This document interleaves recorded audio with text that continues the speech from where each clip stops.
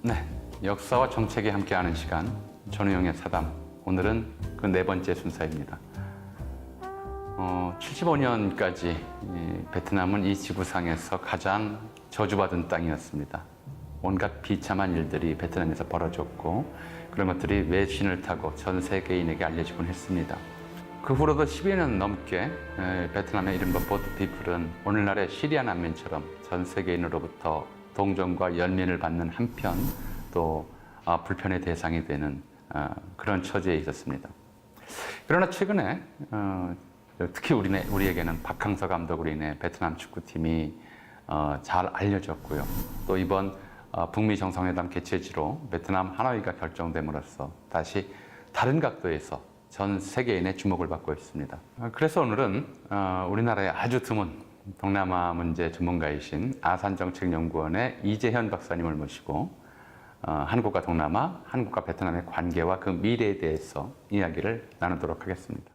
Chairman Kim and I will meet again on February 27th and 28th in Vietnam. 방금 전 트럼프 대통령이 하노이 개최 사실 베트남 하노이로 정해졌습니다.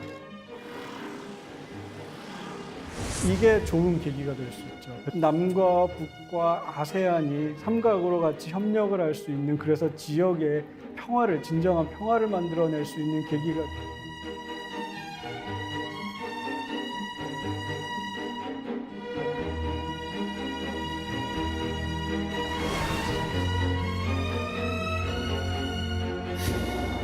네, 박사님 어서 오십시오. 네, 안녕하십니까? 네, 안녕하세요. 저는 이제 역사학자인데요. 역사학자들도 좀 그런 문제들이 있어요. 뭐냐면 이 긴 시간을 연구하는데 시간이 듬성듬성 떨어져 있어요. 그러니까 어떤 시간대에는 관심이 집중되고 또 어떤 시간대에는 그냥 훑고 지나가거나 아예 관심을 안 기울이고, 사실은 우리와는 지리적으로 가까우면서도 동남아시아 지역에 대해서는 그동안 우리 한국인들의 관심이 잘 가지 않는 그런 지역이었거든요.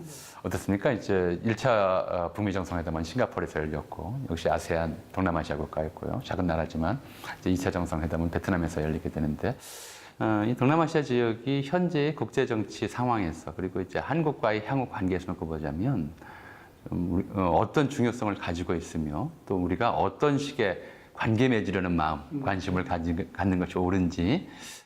지금까지 한국이라는 정부, 한국 정부나 한국 사람들이 동남아시아에 대해서 가지고 있던 이제 관심, 경제적인 차원에서 관심이라는 거는 우리가 동남아에 가서 얼마나 돈을 벌 수 있을까라는 거죠.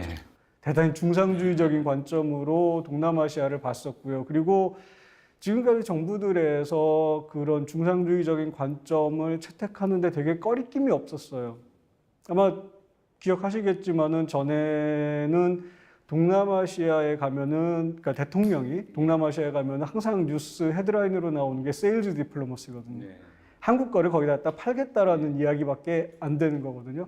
그런 개발도상국에다가 한국이 가서 물건을 팔아서 경제적으로 우리가 더 부유해지겠다라는 관점밖에 안 되는 거죠. 그렇죠. 뭐 장사꾼이다. 네. 우리가 뭐 1960년대 일본인들에게 한국인들이 붙였던 이미지가 에코노믹 애니멀, 예, 맞습니다. 돈만 밝히는 사람들. 그렇죠. 우리가 알지도 못하는 사이에 그냥 너무 자연스럽게 그거를 받아들이는 거죠.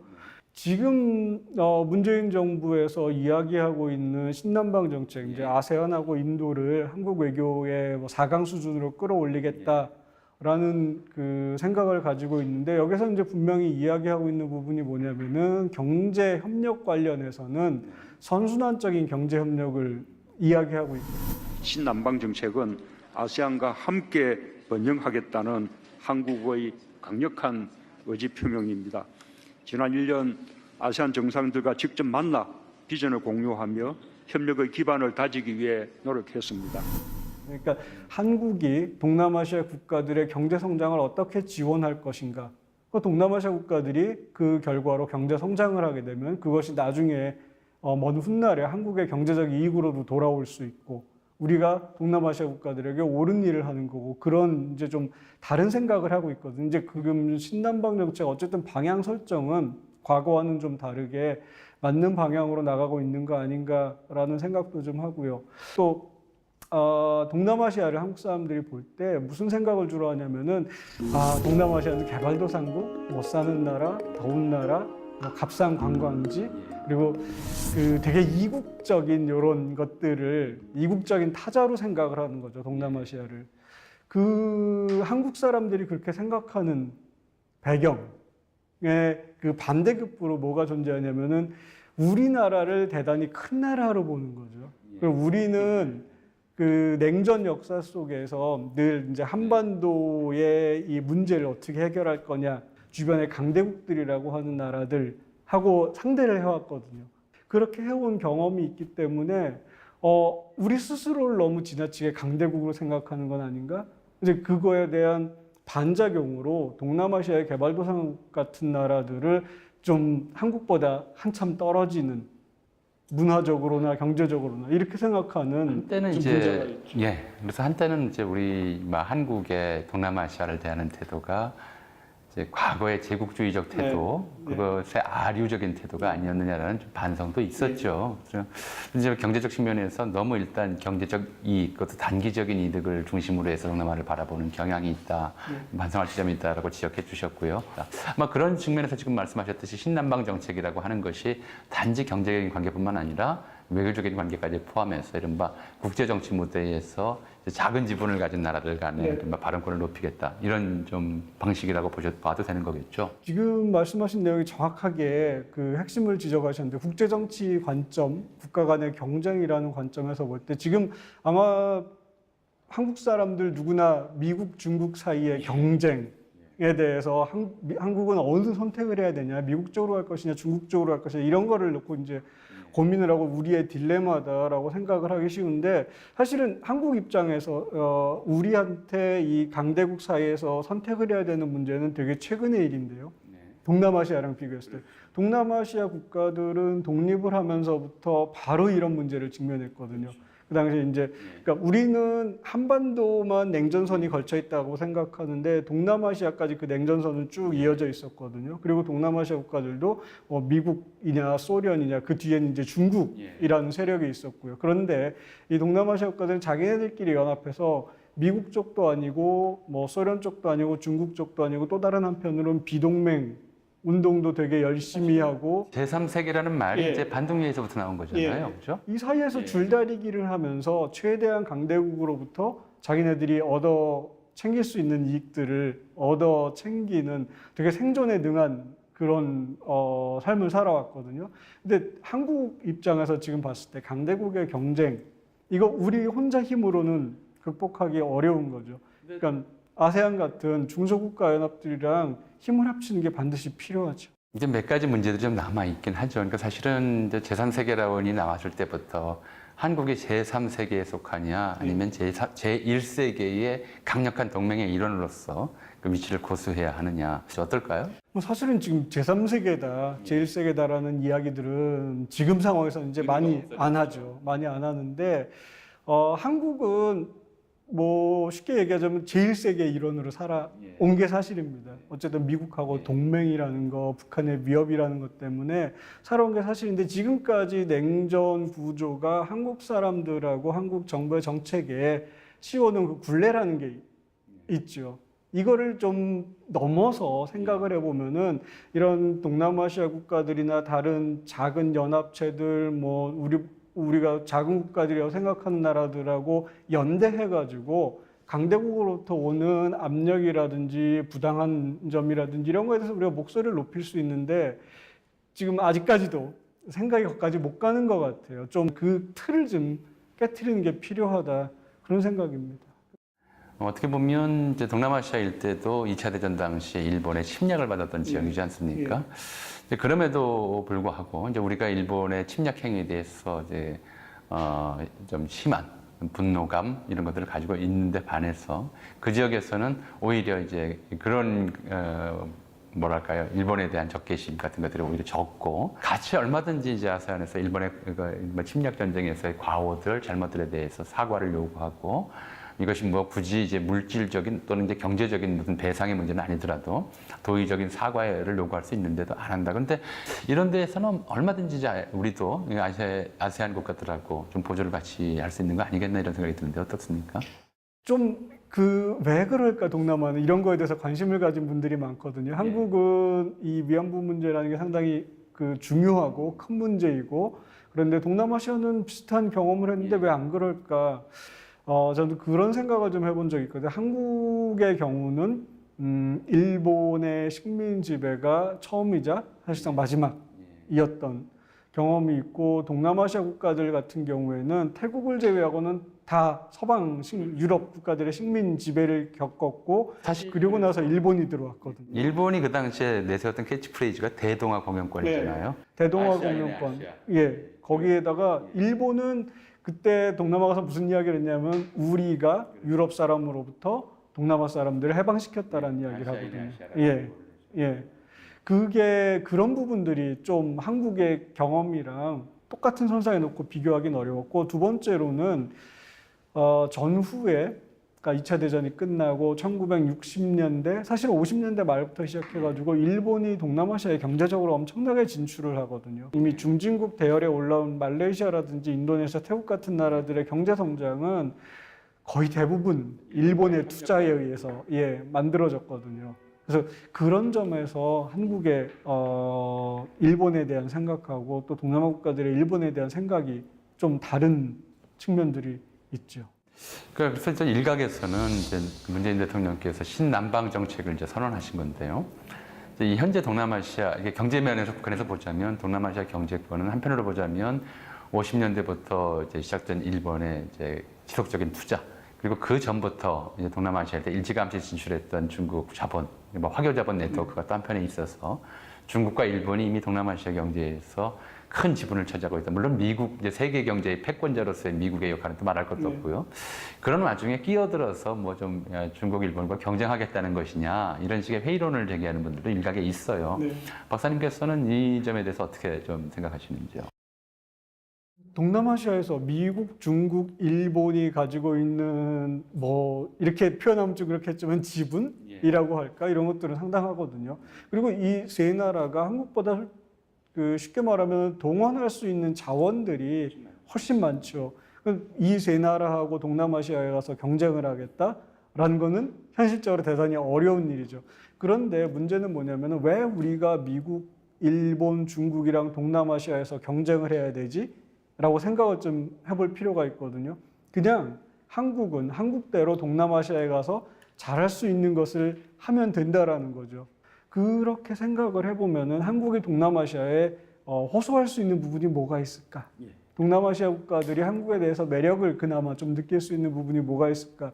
아마 이렇게 얘기하면 다들 일반 사람들은 그냥 뭐 한류가 동남아시아에서 되게 유행을 하니까는 매력이 있지 않을까요? 그런데 그거를 좀 넘어서 더 깊이 들어가면은 미국이나 중국이나 일본이 동남아시아에서 진출하는 거는 자기들 나름대로의 전략적인 아젠다가 있는 거죠. 숨겨진 아젠다가 있는 거죠. 미국 같은 경우는 중국의 지금 현재로 놓고 보면 중국의 확장을 막겠다라는 거고, 중국은 동남아시아에서 자기네 헤게모니를 세우겠다라는 거고, 일본 역시 중국의 확장을 먹고 동남아를 자기 편으로 끌어들이겠다라는 거죠. 한국은 좀 역설적인 이야기지만 우리의 크기가 그렇게 크지 않기 때문에 오히려 동남아시아 입장에서는 한국의 히든 아젠다가 없다고 생각하고 싶거든요. 물론 당연히 한국 정부도 히든 아젠다가 없는 거고요. 동남아시아에서. 그러니까 지금 박사님께서 히든 어젠다라고 말씀하셨습니다만 좀 더 알아듣기 쉽게 얘기하자면 숨은 꿍꿍이가 없다. 그렇죠. 예, 이렇게 변하게 동남아시아에서 맞겠죠. 숨은 꿍꿍이를 가질 이유가 없거든요. 영토적이든 정치적으로든 무슨 야심이나 꿍꿍이가 없이 지금 투명하다. 이제 그냥 옆에 사는 친구로서 접근을 할 수 있다는 점이 좋은 거죠. 동남아시아 국가들이 가지고 있는 고민이 있으면 우리가 듣고 우리의 고민도 동남아시아 국가들이랑 나누고 같이 힘을 합칠 수 있는 어떻게 보면 좀 이상적으로 들릴 수도 있겠지만 아닙니다. 저는 굉장히 좀 중요한 지적을 해주셨다고 보는데요. 그러니까 우리가 1870년 일본과 개항을 하고 나서 이제 그 유명하죠. 뭐 청나라에서 조선 책략을 통해서 미국과 가까워져라 얘기했는데 왜 그랬냐면 미국이 우리한테 너무 멀기 때문에 영토적으로 러시아는 바로 붙어 있어서 꿍꿍이가 있을 수 있는데 또 일본도 바로 가까이 있어서 꿍꿍이가 있는데 미국은 너무 멀기 때문에 영토적 꿍꿍이를 야심을 품지 않을 것이다. 이런 생각을 많이 공유했어요. 또 이제 뭐 사실 이제 그 이후에 교통의 발전 때문에 미국과의 뭐 거리가 문제가 안 되는 상황이 돼버렸습니다만 또 그런 생각이 미국에 대한 친밀감을 대단히 높이고 그래서 이른바 이제 미국 문화가 한국 사회에 빨리 자리 잡는데 굉장히 큰 역할을 했거든요. 그러니까 지금 말씀하신 대로 동남아시아 사람들 역시 다변화의 필요성을 느끼고 있을 것이고요. 이제 그 자리에 한국의 자리가 있다. 지금 예. 이제 말씀하시는 거죠. 네. 사실은 한 가지만 덧붙이면은 지금 제가 말씀드린 거를 적절하게 우리가 활용할 수 있는 기회가 한 번 있었거든요. 네. 뭐냐면 1997년, 98년에 이제 경제 위기를 맞잖아요, 한국이. 근데 그 경제 위기가 태국에서 시작해서 말레이시아로, 인도네시아로 그리고 한국으로 넘어옵니다. 그랬을 때 1997년에 아세안 쪽에서 먼저 한중일 3국한테 같이 우리 협력할 수 있는 거를 모색해보자라는 제안을 했고 그래서 생긴 게 우리가 아세안 플러스 3라고 하는 3는 이제 한중일이고요. 이런 지역 협력체, 다자 협력체고요. 그게 이제 조금 더 시간이 지나서 동아시아 정상회의라는 형태로 발전도 했는데 그 아세안 플러스 3가 생길 때 그 초기에 한국이 대단히 중요한 역할을 많이 했거든요. 동아시아 연구그룹을 제안하고 동아시아 비전그룹을 제안하고 그게 이제 김대중 정부 시절에 1년 전에 동아시아 비전 그룹을 제안을 해서 동아시아가 장래 어떻게 같이 협력해서 나갈 것인가 하는 중장기 계획을 세우자 할 때 이니셔티브를 취해온 저희로서는 상당히 보람을 느꼈습니다. 각국 수뇌들은 이것이 아주 성공적으로 되기를 신신당부하면서 김대중 정부에서 동남아시아에다 그런 아세안 국가들에게 제안을 했고 아세안 국가들의 찬성을 얻어가지고 이제 그런 것들이 이루어졌고 그런 것들이 아세안 플러스 3라는 지역 다자 협력체가 초기에 공고화되는데 상당히 큰 공헌을 했거든요. 아세안 국가들 입장에선 당시에도 마찬가지지만은 중국이나 일본 같은 나라들은 큰 나라들이고 부담스러운 나라들. 그에 비해서 한국은 그렇게 부담스럽지 않은 국가들, 협력할 수 있는 국가들이라고 본 거고 그때 당시에 한국에 대한 기대가 상당히 컸습니다. 아세안이랑 힘을 합쳐가지고 동아시아 다자협력을 한번 끌어가 보자. 그런데 그 뒤에 이제 김대중 정부 이후에는 또 한국의 관심이 동북아로 한반도로 좁아지고 동남아시아에서 멀어진 거죠. 동아시아 다자협력에서 멀어지고 그러면서 아세안은 몇 년을 더 기다렸는데 한국은 다시 돌아오지 않았고 그러면서 지금은 이제 그런 게 되게 많이 약화된 상태거든요. 그래서 지금 문재인 정부 하에서 신남방 정책을 통해서 그런 아세안의 기대라는 거를 조금 충족을 시키면서 아세안이랑 같이 협력할 수 있는 그런 거를 좀 모색해 보는 게 필요하다. 예. 그러니까 좀 예컨대 이제 이게 너무 비근한 얘기가 되겠습니다만은 케이블 TV 같은 거 보면 중국 방송 또 일본 프로그램 또 이제 심지어 브라질 프로그램까지 들어와서 이제 유통이 되고 있는데 우리가 동남아시아와 관련된 이제 문화 콘텐츠를 향유할 수 있는 기회가 거의 없어요. 없죠. 예, 그래서 이런 것에 대해서도 좀 이제 이번 계기에 좀 뭐랄까 관심이 좀 필요하지 않을까 싶은 생각이 드는데 어떻습니까? 사실은 비슷한 얘기가 뭐냐면 한국에서 다문화 교육이라는 거, 다문화 정책이라는 걸 이야기하기 한 지가 제법 됐잖아요. 동남아, 중국에서 온 이민자들 그게 이제 말은 다문화 정책인데 실제로는 한국에 들어 한국화 정책이에요. 이제 한국화 정책이라고 예. 많은 비판을 받아왔죠. 그 사람들한테 한국 역사 가르치고 한국말 가르치고 한국의 문화는 이러니까 이렇게 따라야 한다라는 걸 가르치는데 정작 한국 사회는 그 사람들은 어떻게 살아왔고 그 사람들의 언어는 무엇이고 풍습은 무엇인지에 관해서 전혀 관심이 없어요. 이해하려는 의지 자체가 네. 없어 왔으니. 그다음에 뭐 사회문화적으로는 지금 말씀드린 것처럼 이런 그 문화적 교류의 불균형성 같은 것들, 그다음에 인적 교류의 불균형성 이런 거에 대해서 이제 좀 정부가 신경을 써야 될 거고, 그다음에 또 한 가지 놓치고 있는 게 뭐가 있냐면 우리는 동남아시아를 외교적으로 찾아갈 때 주로 지금까지 해왔던 얘기가 뭐냐면 한반도 문제에서 북한의 핵 위협을 우리가 가지고 있는데 우리 편이 돼달라는 거죠. 그냥 밑도 끝도 없이 한국의 입장을 지지해달라는 거예요. 내가 다 알지 않느냐, 한국의 입장을 지지해달라고 이야기하는데 정작 우리는 그들의 안보 문제에 대해서 얼마나 관심을 가졌었는가라는 거죠. 아시겠지만 인도네시아의, 그러니까 이것도 이제 안보 문제인데 인도네시아의 그 지진, 화산, 그래서 수많은 사람들이 희생당하고 하는데 이게 비전통 안보 문제에 속하는 거거든요. 이런 문제들, 그다음에 남중국해에서 있는 영토 분쟁 문제들 이런 거에 대해서 우리는 과연 얼마나 관심을 가지고 있어? 우리가 한반도 문제에 그들한테 관심을 가져달라고 요청할 수 있을 만큼 우리는 그들 문제에 관심을 우리가 가졌습니다. 독도는 우리 땅이라고 굉장히 많은 홍보를 하는데 네. 막상 이제 그 지역에서 일어나고 있는 영토 분쟁에 대해서는 아무도 관심을 안 갖고 있잖아요. 그렇죠. 그런 상태라면 뭐 그쪽에서 우리가 독도가 어디 사겠지 관심을 가질 이유가 없는 것인데. 예, 정확하게 맞습니다. 그럼 이 한반도 문제라는 거는 사실 강대국들이 충돌하는 문제이기도 한데 동남아시아 국가 입장에서는 동남아시아 안보 문제에 관심도 없는 도와주지 않는 한국의 한반도 문제에 굳이 끼어가지고 강대국들로부터 눈총을 받을 이유도 없고 관심을 보일 이유가 없는 거죠. 동남아 국가 입장에서는. 이제 쌍방 관심의 좀 시대로 우리가 이행해야 한다 이제 말씀이고요. 그게 필요하고.